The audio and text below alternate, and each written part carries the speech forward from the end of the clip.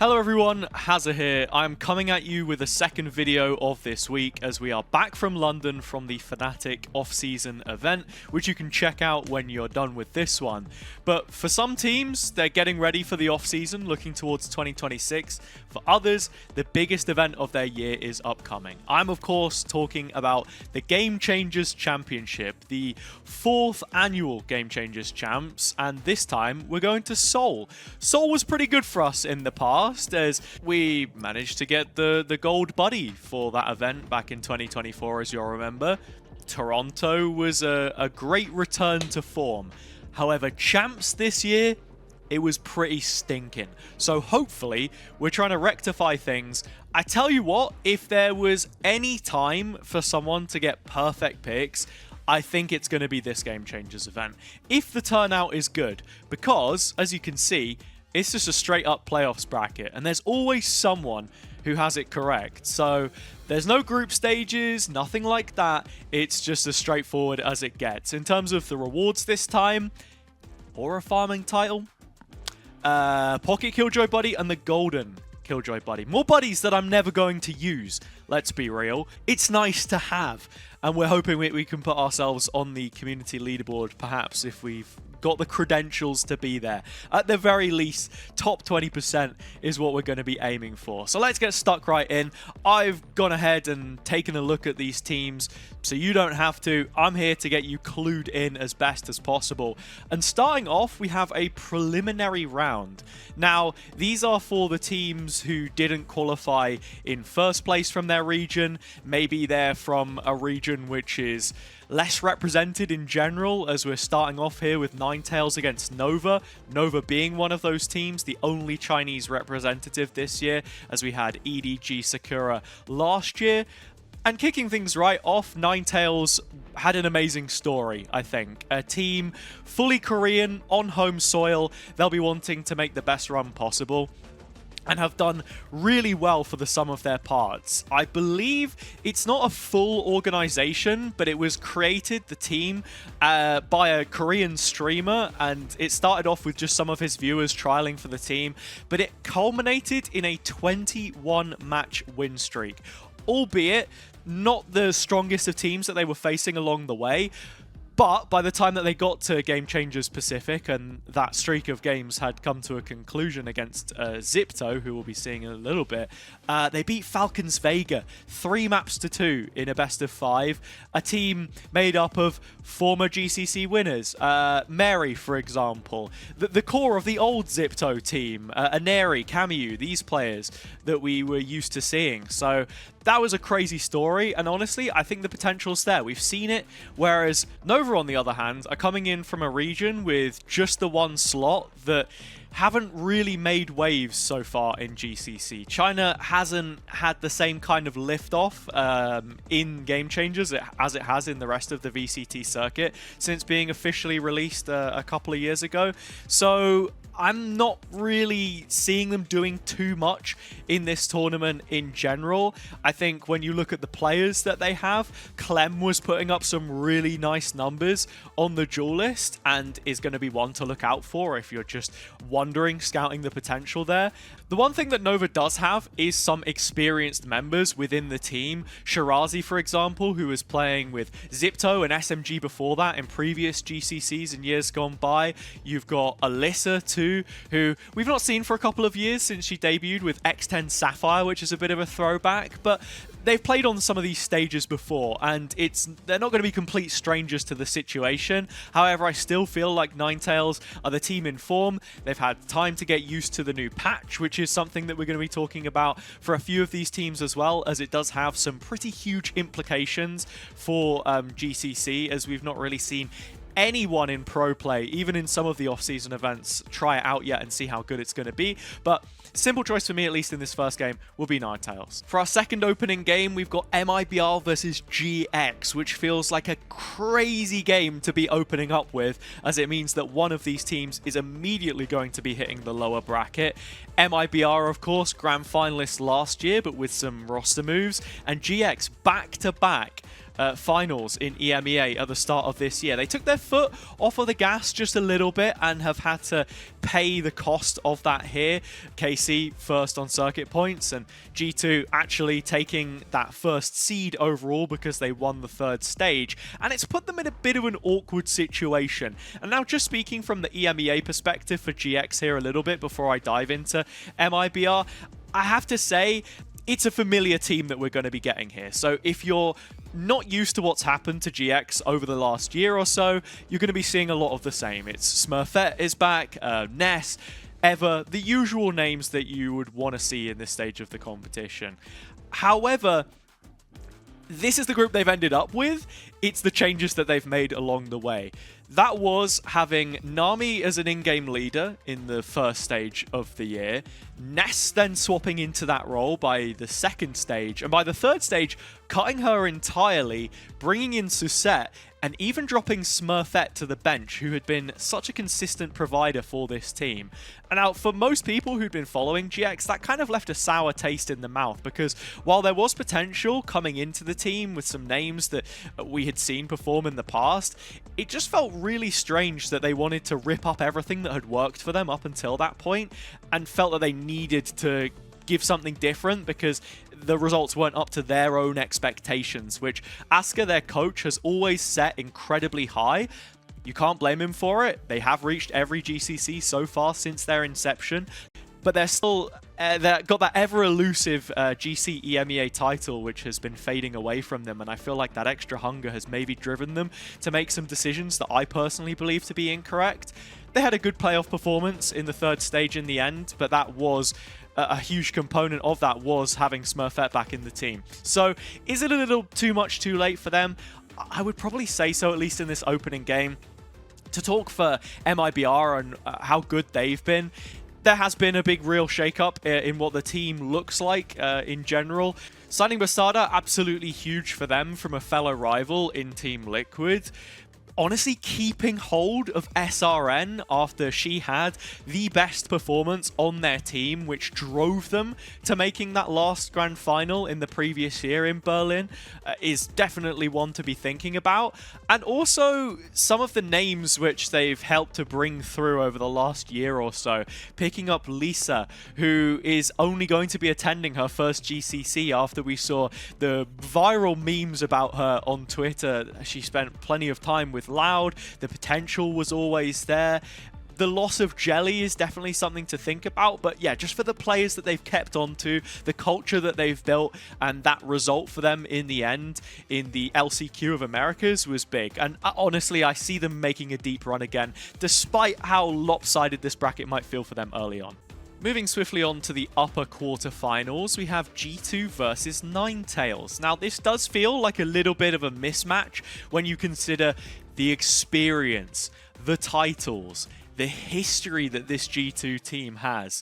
But I think it would be rude to completely write off Ninetales in this situation. They have earned their spot through merit in a region in Pacific which has become increasingly more competitive throughout the year, and I think this is going to be a really entertaining game.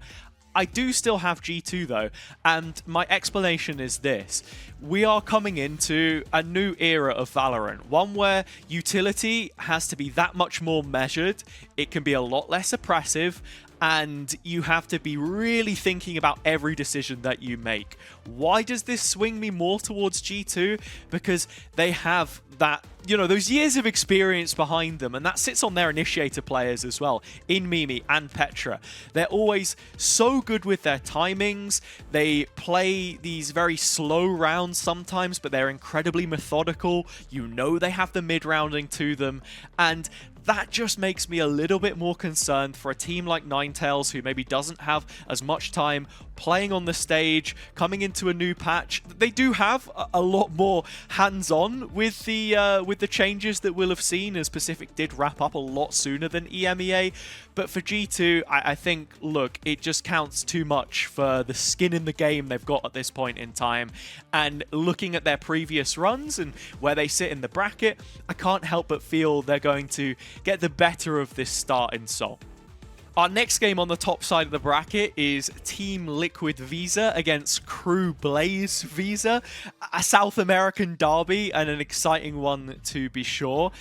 Team Liquid have looked pretty good so far this year, it's safe to say. The signing of Jelly from rivals MIBR was absolutely huge for them. One of the best duelist players in the region alongside SRN, and that's a clash that I'm excited to potentially see later down the road. But yeah, they've just been keeping themselves at a very high level. Huge talking point coming out of last year was, why are there not more spots for Brazil? And while it was opened up to all of the Americas teams, of course we were going to see a Brazilian team take it, and I think it just again speaks volumes of the quality that they have built as well around Daiki, who's been here for some time now. She loses Bastarda and a long-time teammate, but continues to prove her abilities in bringing the group together, and honestly, I still feel incredibly confident for how they are going to perform at this event. The last year had to sit by the sidelines and watch as their regional rivals made a second place. So the fire is there, the hunger is to make a deep run. Their opponent to start things off is Crew Blaze, playing in a slightly different region, but still in close proximity in LATAM, with some names that we've seen compete at these events year on year.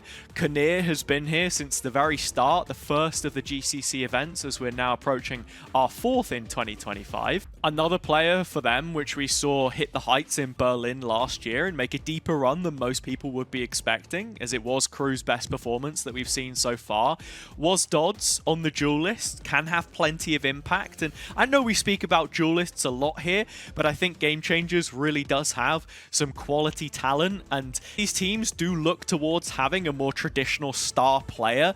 Dodds won't necessarily fit that bill, can be a bit feast or famine, which gives Crew a higher floor in general if you are building a system that is facilitating the talents of everyone on your team. But yeah, I just maybe think that she has an off game here and there, which isn't going to quite cut the standard, the very high standard that TL Visa sets.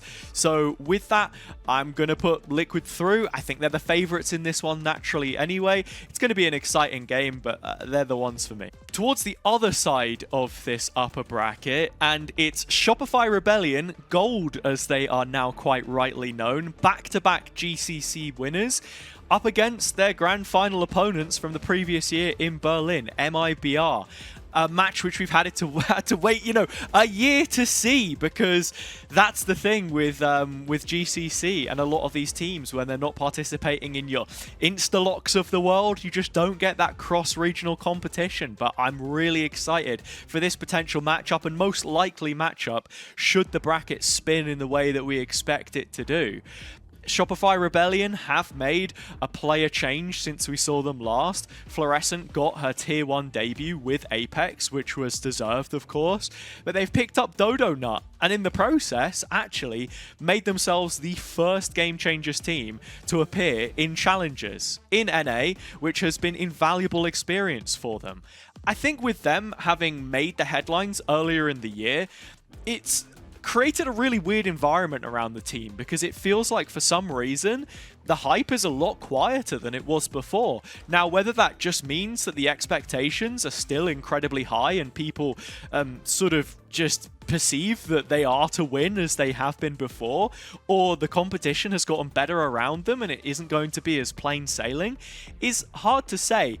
But for me, at the very least, I just feel like the course that they're on, having still won every event regionally and looking as good as ever, playing up against Challengers teams in a co-ed environment, only boosts their stocks heading into this event. MIBR aren't mugs by any means, and having only qualified through second place in the LCQ maybe puts a bit of a dampener on how you feel about them in general, but still definitely a team to be looking out for.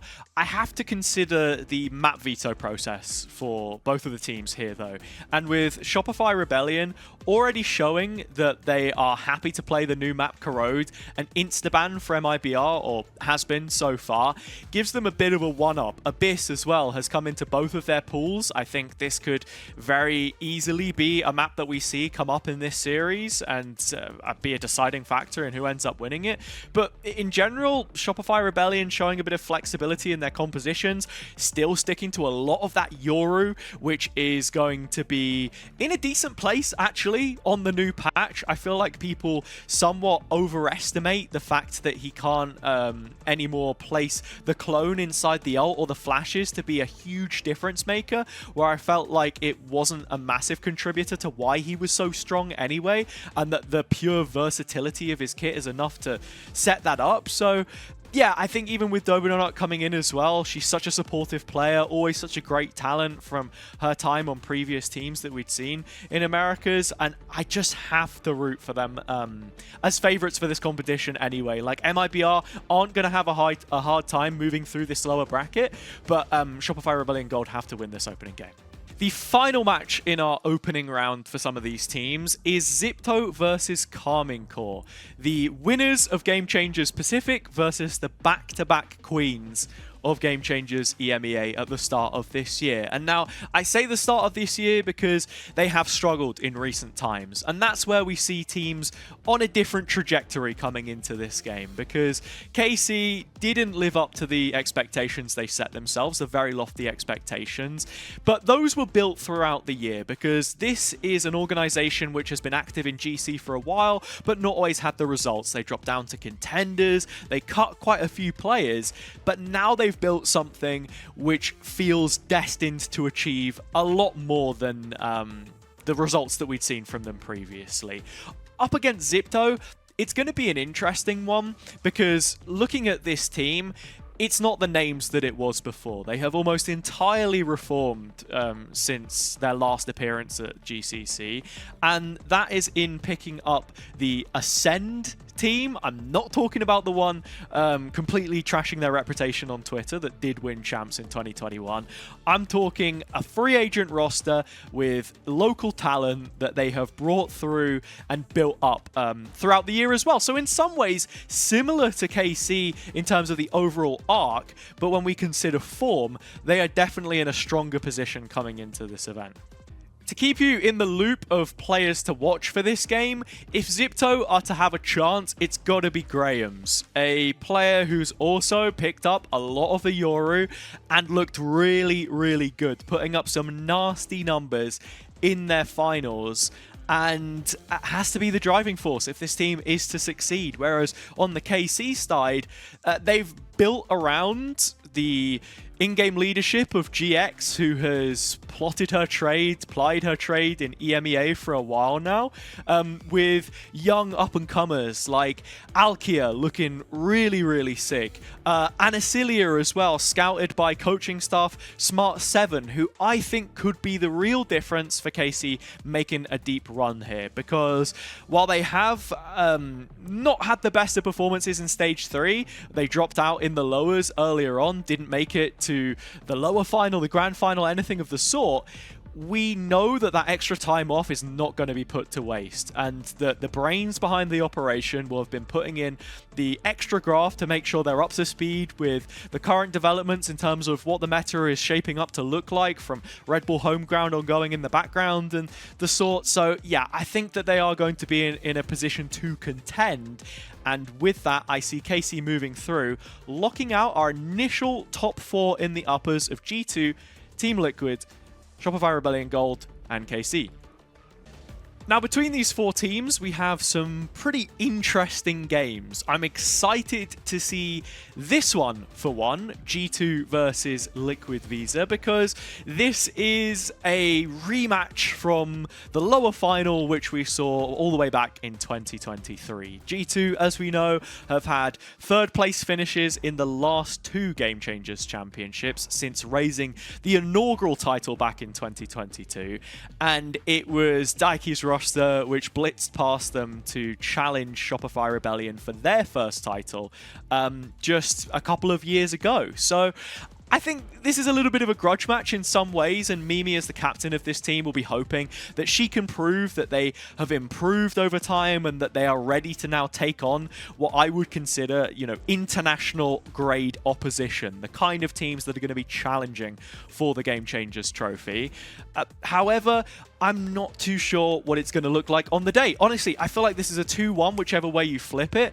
For me, though, the difference maker has to be Akita. Are we going to get the Akita that we've seen glimpses of, that we've been promised throughout this year? Because she has probably been the rookie of the year, in my opinion, which is, you know, crazy to even think about in the first place, that she is a rookie, because she was playing with Zeront's Mint in Contenders, like, just only a year ago at this point in time. So having been picked up and Mimi calling her one of those players you just can't miss out on, also dual studying on the side, finally put in a position in the calendar where full focus can be put on the game.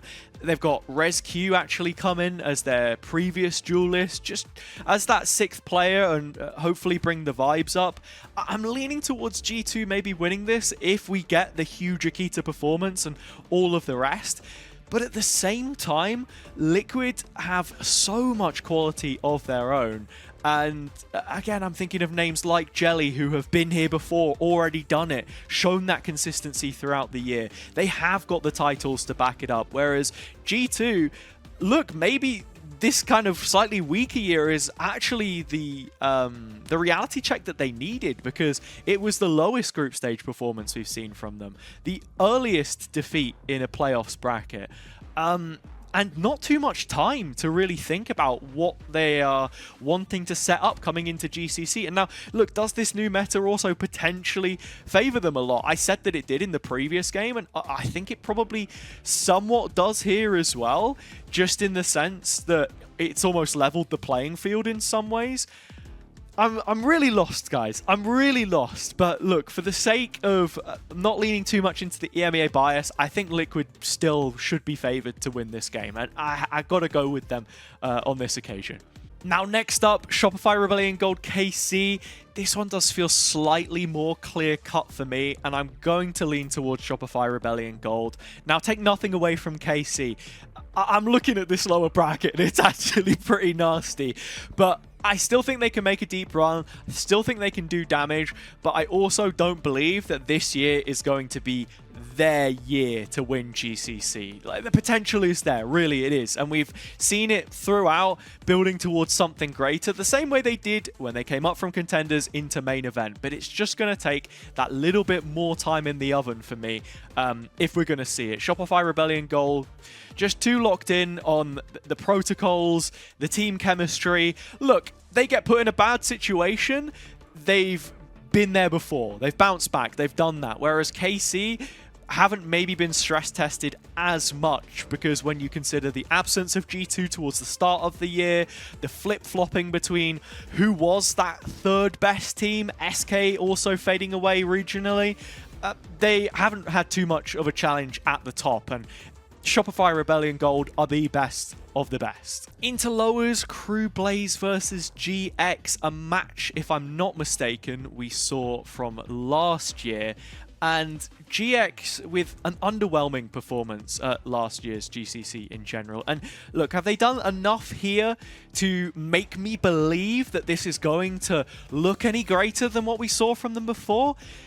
Not in the build-up, at least. Not in terms of everything I've seen up until this point. Sure, we can commend the fact they were able to rectify the situation in Stage 3 and get themselves into a top 3, but not without bringing back the players that they felt they needed to change in the first place. And is this like a bit of a salty take from me? Potentially, but I also feel like this roster's maybe hit the peak of its potential when you look at Ness and Smurfette, this duo, and what it can do. And I guess that would have been in the minds of the team when they initially cut her and made that change, because that's it, right? She gives you this really high floor. It kind of sets you up for what the team's going to be. You know Smurfette's really vocal. Ness has taken on more responsibility in-game leading. They have this bond, as it were. But you've also then brought in players like Toki, who's going to be on Smokes now, which I think is probably a better look for her than on Duelist, because I never really had her as being like a super top cut GC player, but she has shown the kind of flexibility that keeps you around at that level for a while. And yeah, I don't know. I just think Crew have good reps. They have a more structured environment, a more stable environment. They don't feel as volatile. Could Smurfette just drop like 50 kills over 3 maps still, 60 kills, and send them through? Why not? She's done it before. And I think this is it. Yeah, I've just become a Smurfette fan. I'm not a GX fan anymore. I got to go with Crew. I don't think I've seen enough from them this year. I think there are too many problems. They've overcooked it. It's spilled out of the pot and it's made a mess. So I'll go with Crew. XIPTO Nova, Shirazi against her former organization. An exciting one for me to watch. Honestly, I think this could be one of the best games that we see in the event. And look, I've already leaned towards some of these other ones as being your heavy hitters, but both of these teams have that plucky mentality, and yeah, always good for an underdog run are XIPTO. I think maybe I'm just not rating them as highly as I should be here. I think they end up winning this anyway, but I still believe that Nova can turn a few heads in terms of their potential. I already spoke about Clem. I already spoke about Graham on XIPTO. I think it's going to be a really good head-to-head, seeing who ends up performing better. Nova and XIPTO both have experience playing those stage games in China, in the Pacific Finals. It's going to be a great game. I think XIPTO just about edged this one, though. Next portion of the bracket would have you in the upper final, and it is the rematch of the grand final from 2023 on Brazilian home soil. Team Liquid Brazil denied the opportunity to hoist that trophy, and plenty of storylines in this between the two in-game leaders as well. Mel still calling at the best level that we've seen in Game Changers, honestly. Such an intelligent person, a brilliant leader. Daiki the same. This is going to be a game which is very much won on those fundamentals, the mid-rounding between the two teams, who's making the right adaptations in the moment. In terms of these new utility cycles with the refreshables, are you going to be fighting for that space heavy early on? Are you then deciding to limit your util usage? Who's going to be coming up with those big pieces? I think this is going to be such an exciting game, honestly. It has all of the makings of a grand final, but only one team can win and punch their ticket for that first slot in the ultimate best of 5 in the tournament. And I just think I got to go with SR again, man. Like, maybe it's a basic option. Maybe I could be swerving outside for some of these picks, like Liquid or maybe even G2, but MIBR, I just don't see it, though. I feel like Shopify Rebellion, they've been playing so consistently throughout the year. The only thing that could come to bite them now, potentially, is complacency, because it has been a long road. But the goal is in mind. It's always in sight. I think Effie's is there to just reinforce that notion to all of his players. And yeah, I have them winning this upper final. Ninetales Crew. This is an interesting one. I find this incredibly hard to call, and I'm almost just going off of vibes entirely here. I'm almost going off vibes more than anything else. Ninetales, the Korean favorite, at home in Lowell Park. Is this their event, or do Crew just have too much credentials that they've played? Maybe? I really don't know. I really don't know. Ninetales the fan favorite choice. Crew is what the head is saying. I'll go with the heart, though. These Pick'ems videos are a bit of fun at the end of the day. Maybe I'll swap it over to Crew by the time we go live, as I will be hoping to stream most of these games on both my Twitch and my YouTube here. So if you subscribe and hit the bell, you will be kept in touch for any of that going on. But yeah, not too sure about this one. This is the one that I'm most hesitant about, so let me know in the comments who you're picking throughout this bracket. Moving on, though, to MIBR versus XIPTO, I feel like I maybe select this one a little bit quicker. MIBR, have had a bit of a weird run, I think, in the sense that they win the opening game, then you immediately go against the back-to-back winners and get sent on a sort of jump through the lower bracket from that opening game at least.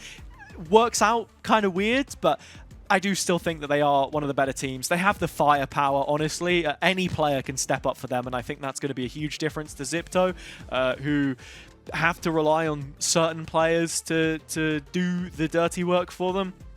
MIBR here is kind of the obvious choice for me, at least. Then to KC versus Ninetales, if it goes this way, maybe Crew.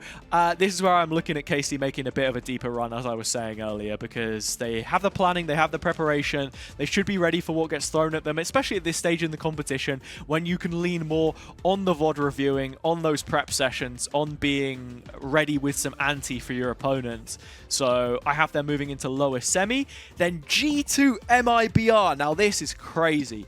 I don't know, because for me, this game, in some ways, almost settles what the difference between this year maybe being a success for G2 or potentially a failure. Because, as I mentioned previously and a few times throughout the video, they've always made at least third place. They've been such a consistent staple of this event, although this year they almost didn't make it. And it kind of has me wondering, are they able to pull it off again, or are there going to be more bumps in the road for them? I have to say, though, looking at the improvements they've made, and even MIBR's performance in LCQ against, albeit a good Wadada side, maybe the map pool isn't quite there. Whereas G2, they've brought in Drew Spark, which I think was a big choice for them, a huge one, in fact. And I almost continue to back the stocks. I really don't know, because if MIBR were to go into this game, they beat KC, in my opinion. If G2 come in here, I almost feel like it's a little bit closer just because of that regional matchup. And yeah, I'm sort of caught between two minds, because in EMEA we do have quality which runs deep in general. And look, MIBR have been dealt a bad hand in terms of what this bracket looks like for them from the start, but I think G2 might just have enough, and I can put them top 3 here again as well, because up against KC, in some ways maybe it goes out of the window. If G2 can get up until this point, then I'm thinking that they're confident. Then we're into the best of 5s, and we have to pick a winner between the 3 of these teams. It's difficult to do. It is really difficult to do, and this is the part in the bracket, by the way, for those watching who kind of need to come up with your own predictions. You need to have nailed on, because if you make problems here, then you can just say goodbye to getting into that top 20% and getting your gold buddy, because the amount of points that you get for each round incrementally increases. And it's also the reason why I said that we might be getting 100% picks for the first time, because it's just out of 18, right? So if you treat everyone almost as a 50-50, who knows? But yeah, I think here maybe this is the end of the line for G2. I don't know if they're going to go much further than that. It would be cool to see it happen, but yeah, it would have to be the XIPTO show. It would have to be the XIPTO show. I still trust in the Liquid stocks. I have them going to the final against SRG, as it's a rematch here. And in terms of who is going to win the whole damn thing, I think it might... Oh, is it Shopify again? Is it Shopify again? No. Vamos! I'm going to back Liquid this time. You know what? I love the team. I would love to see them win this. I think we've got plenty of competition, though, throughout the tournament. The reason why we've got it in pick'ems is because it's hard to call. Look, if Riot thought it was going to be easy and as one-sided as that, then maybe they wouldn't have put it in the game, but they have. So let me know what you guys think. This is just my opinion, as always. Feel free to debate me in the comments section below and tune into the live streams when we go ahead and watch those games. I've been Hazza, as always. I will